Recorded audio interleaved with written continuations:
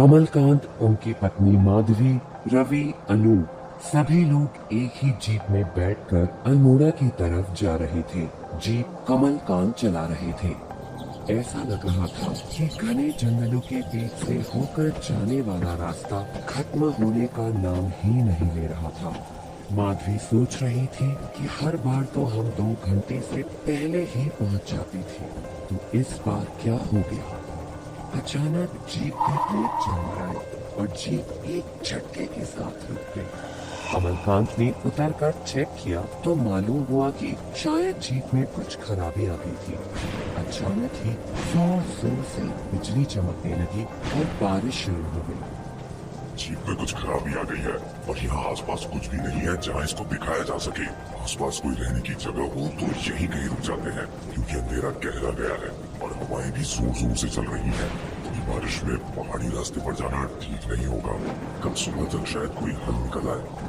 तभी अचानक बिजली चमकने से रवि की नजर उस रास्ते पर पड़ी जो ढलान पर था, और वो शायद किसी गेस्ट हाउस की तरफ जा रहा था, जैसा कि सड़क के किनारे लगे बोर्ड पर लिखा दिख रहा था। सभी लोग जीप से उतरकर जैसे ही आगे बढ़े कि तभी पेड़ पर बैठे उल्लू और चमगादड़ों के एक साथ उड़ने की आवाज से सभी चौंक गए। अचानक कहीं से एक मोटा बिल्ला उनके सामने आ गया, जिसकी चमकती आंखें बड़ी भयानक लग रही थी। गेस्ट हाउस के चौकीदार से पूछने पर रहने की जगह मिल गई। चौकीदार ने गेस्ट हाउस के बावर्ची बद्री काका को आवाज दी तो वे भागते हुए आए। चौकीदार और बद्री काका सामान उठाने में मदद करने लगे। बद्री काका को देखकर कुछ ठीक सा नहीं लग रहा था। माधवी को गेस्ट हाउस के चारों तरफ एक अजीब से सन्नाटे का एहसास होने लगा, खास तौर से बद्री काका की आंखों को देखकर, जिसमें एक अजीब सी खामोशी छाई थी। उसे न जाने क्यों डर सा लगने लगा। उसने कमलकांत से जब कुछ कहना चाहा तो उन्होंने उसे चुप करा दिया, क्योंकि पहले से ही सभी लोगों के चेहरे पर एक अनजाना सा डर दिखाई दे रहा था। गेस्ट हाउस काफी बड़ा था, लेकिन इमारत पुरानी लग रही थी। एक कमरे में रवि और अनु ठहरे, दूसरे कमरे में कमलकांत और उनकी पत्नी माधवी। चाय बनाकर बद्री काका ने सबको लॉबी में ही बुला लिया था। सबको आए अभी 5 मिनट भी नहीं बीते थे कि बद्री काका ने चाय बना भी दी। चाय देकर वो रसोई में चले गए। चाय पीते पीते ही, भाई यहाँ थोड़ा सावधानी से रहना होगा। गेस्ट हाउस तो बड़ा है पर थोड़ा डरावना लग रहा है। मुझे तो लग रहा है रात भी कट जाए तो गनीमत है, कहीं वाकई भूत प्रेतों का साया ना दिखाई पड़ जाए। बारिश ने तो वैसे ही मुश्किल में डाल दिया है। जीप को भी इसी वक्त खराब हो रहा था। भूत प्रेत, मैं इन बातों में बिल्कुल विश्वास नहीं करता। हाँ, मेरी माँ यहाँ होती तो तुरंत ये गेस्ट हाउस छोड़ देती। चाय पीकर सभी लोग अपने अपने कमरे में चले गए। तब रवि ने बाहर जाकर चौकीदार से पूछा, तुम यहाँ कब से काम कर रहे हो? यहाँ खाना ठीक ठाक मिल जाएगा? बहुत भूख लगी है, जरा जल्दी से कुछ बनवा दो। और यहाँ कोई भूत प्रेत तो नहीं है? साहब, खाना बद्री काका बनाते हैं, आज ही गांव से आए हैं, थोड़ा थके होंगे, पर मैं बोल देता हूँ जल्दी बना देंगे। और मुझे यहाँ आए ये भी कोई 6-7 महीने हुए होंगे। साहब, भूत प्रेत देखा तो नहीं पर सुना जरूर है। एक बार तो आप ही की उम्र के एक साहब आए थे, उन्होंने रात में ऐसा कुछ देख लिया कि आधी रात को ही अपना बोरिया बिस्तर संभाल कर चलते बने। हम जब सुबह आए तो उनका कोई अता पता न था। ठीक है, आप जल्दी से खाना बनवा दीजिए, बहुत भूख लगी है, सिर भी बहुत भारी हो रहा है, और ऊपर से ये जगह कुछ अजीब और डरावनी सी लग रही है। हम भी थके हैं, खा पी कर सोना चाहते हैं। रात का खाना खाकर बाकी सभी लोग बाहर बने लॉन में टहलने लगे। वहाँ से आकर सब लोग अपने अपने कमरे में सोने चले गए। रवि तो पहले से ही गहरी नींद में चला गया था। लगभग 3 बजे अचानक अनूप की चीख से रवि की नींद खुल गई। मैंने क्या किया है? मुझे छोड़ दो। कौन है? किसने मुझे जगह रखा है? छोड़ दो मुझे। अरे किसने पकड़ा है तुम्हें? अनूप, उठो, आंखें तो खोलो यार। अनूप पसीने से नहाया हुआ था। रवि ने उठकर लाइट जला दी। तभी अनूप चीखा, देखो खिड़की के पास कौन है? वो देखो, वो इधर ही देख रहा है। रवि रवि ने जैसे ही खिड़की की तरफ देखा उसकी टांगें कांपने लगी। वहां एक लंबे चौड़े भयानक आकृति दिखाई पड़ रही थी जिसकी आंखें अंगारों की तरफ दहक रही थी। दोनों तुरंत बाहर लॉबी में आने के लिए दरवाजा खोलने लगे, मगर लग रहा था कि दरवाजा तो बाहर से ही बंद है। रवि जोर से चिल्लाया, तब दूसरे कमरों से सभी लोग निकल कर आए। उन्होंने दरवाजे पर धक्का दिया तो दरवाजा एक झटके से खुल गया। दरवाजा खुलते ही एक भारी कदमों की आवाज सबने सुनी। ऐसा लगा कि कोई निकलकर बाहर जा रहा हो। सबकी सांसें थम गई। माधवी लॉबी का पर्दा हटाकर बाहर झांकने लगी कि शायद कोई जाता हुआ दिखाई दे, पर कोई नहीं दिखाई दिया। हर ओर एक खौफनाक सन्नाटा छाया हुआ था। कमरे में नाइट बल्ब के हल्के प्रकाश में आसपास रखी चीजों की परछाई भी बड़ी भयानक लग रही थी। बड़ी देर तक सारे लोग सोफे पर बैठे कांपते रहे और माधवी खिड़की के पास खड़ी बाहर ताकती रही। घड़ी की टिक टिक उस सन्नाटे को तोड़ने की कोशिश कर रही थी। सहसा बाहर एक हल्की सी आहट सुनाई दी।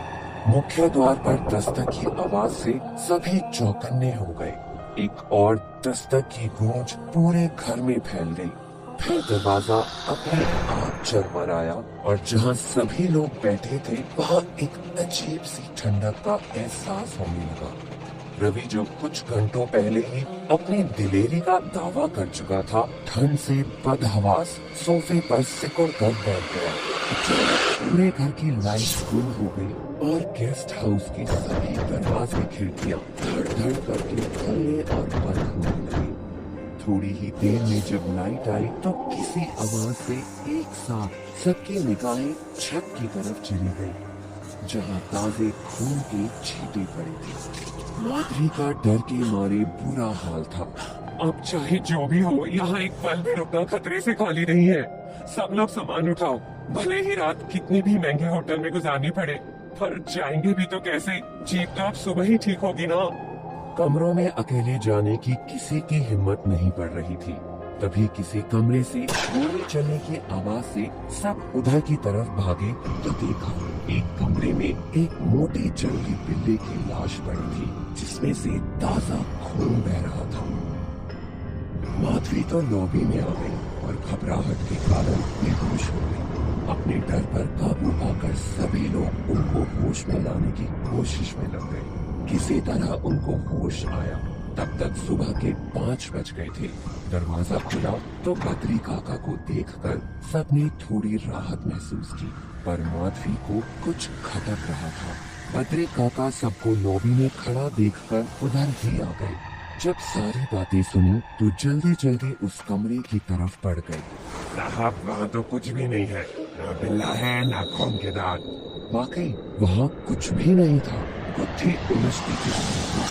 सुबह हो गई थी और बद्री काका के आने से थोड़ी हिम्मत भी आ गई थी। रवि बाहर निकल कर आया तो चौकीदार ने उसे बताया, साहब, रात को जब मैं यहाँ से गया तो कल इस गेस्ट हाउस का पुराना चौकीदार मिल गया था। बातों बातों में उसने बताया कि उसने इस गेस्ट हाउस में कई सालों तक काम किया था। उसने इस गेस्ट हाउस के बारे में कुछ अजीब चीजें बताई। वो कह रहा था कि एक बार गेस्ट हाउस में एक पति पत्नी ठहरे थे। 4 दिन रहे और सारे समय लड़ते रहे। उनकी पत्नी का किसी और के साथ संबंध था, शायद यही झगड़े का कारण था। चौथे दिन जब उनकी पत्नी किसी कारण से बाहर गई, तभी पति ने खुद को गोली मारकर आत्महत्या कर ली। और तब से उस आदमी की आत्मा इस गेस्ट हाउस में घूम रही है। सभी लोगों ने इतना सुनते ही तुरंत वहाँ से निकलने का फैसला कर लिया और अपना अपना सामान उठाकर जीप में बैठ गए। साहब, इस रॉड को अपनी गाड़ी में रख लीजिएगा, वरना आप लोग यहाँ से निकल नहीं पाएंगे। भूत प्रेत लोहे से बहुत दूर भागते हैं। गेस्ट हाउस में एक कमरे में ऐसे बहुत सारे रॉड रखे हैं। मैं तो जब से आया हूँ इस तरह की घटना पहली बार देख रहा हूँ। कमलकांत की जीप स्टार्ट करते ही वो तुरंत स्टार्ट हो गई। उनके आश्चर्य का ठिकाना न रहा। वे सोच रहे थे कि कल इस जीप को क्या हुआ था। कल जीप का खराब होना भी इसी गेस्ट हाउस की भटकती आत्मा की कोई साजिश थी शायद। सिर्फ 10-12 किलोमीटर ही तो बचा था मोड़ा। गेस्ट हाउस से निकलकर थोड़ा सा ही आगे बढ़े थे कि उनकी जीप के सामने ही झाड़ियों में से किसी लंबे चौड़े साई ने, जो काले रंग का लिबास पहने हुए था, छलांग लगा दी। जीप के ब्रेक चरमराए और वो पेड़ से टकराते टकराते बची। गाड़ी वहीं खड़ी हो गई थी। उस साई को देखकर सबकी चीख निकल गई। ऐसा लगा जैसे सबके शरीर अचानक ठंड से जम गए हो। जीप कमलकांत ही चला रहे थे। साया रास्ते पर ही खड़ा था। तभी उन लोगों ने अपने पीछे किसी को जोर जोर से आवाज देते हुए सुना। रुको साहब, रुको साहब। दोनों चौकीदार और बद्री काका साइकिल चलाते हुए आ रहे थे। वो साया जा चुका था। साहब, गजब हो गया। बद्री काका तो 15 दिन की छुट्टी पर गए थे और आते ही सीधे गेस्ट हाउस पहुंचे। जब उन्होंने सुना कि कुछ मेहमान आए थे तो उनका पहला सवाल यही था कि खाना किसने बनाया। तभी मेरे दिमाग में बिजली सी चमकी कि फिर वो कौन था, और मैं भी डर गया। एक दिन मैं किसी भूत के साथ रहा। आपको यही बताना है कि जिसे हम बद्री काका समझ रहे थे वो कोई भूत प्रेत या जिन्न था। इस बात से अचानक सब लोग बहुत ही ज्यादा घबरा गए। उन्होंने चौकीदार को किसी तरह गाड़ी में बिठाया और वापस गेस्ट हाउस में लेकर गए। वो कौन था साहब? मैं तो यहाँ एक पल भी नहीं रुक सकता। वो कब किसके रूप में आ जाए क्या मालूम। तुमको मालूम नहीं था कि बद्री काका छुट्टी पर गए थे? तुमने फिर क्यों बद्री काका को आवाज लगाई थी? मैं तो यही जानता था कि बद्री काका आ गए हैं, क्योंकि इन्हें तो कल ही आना था। तब इन्होंने बताया कि कल तो इनकी बस छूट गई थी, इसलिए ये रात वाली बस लेकर अभी अभी यहाँ पहुँच पाए हैं। चौकीदार के होश में आते ही सब लोग आकर जीप में बैठ गए। कमलकांत ने गाड़ी एक झटके से स्टार्ट कर दी। सभी लोग गेस्ट हाउस में आधी रात से ही जागे हुए थे। ऐसे भयानक हादसे के बाद किसी की भी अनमुना जाने की हिम्मत नहीं थी। कमलकांत ने गाड़ी वापस मोड़ दी थी। पूरे रास्ते सबके प्राण हलक में अटके रहे कि कहीं फिर कुछ अनहोनी ना हो जाए। आज के बाद कहीं जाने से पहले उस जगह के बारे में मालूम किए बिना नहीं जाएंगे। आज तो बाल बाल बच गए। जान बची तो लाख हो पाए, लौट के बुद्धू घर को आए। छुट्टियों का सारा मजा किरकिरा हो गया था, बल्कि एक कभी न भूल पाने वाली घटना ही हो गई। अपने अपने घर जाकर ही सबकी सांस में सांस आई।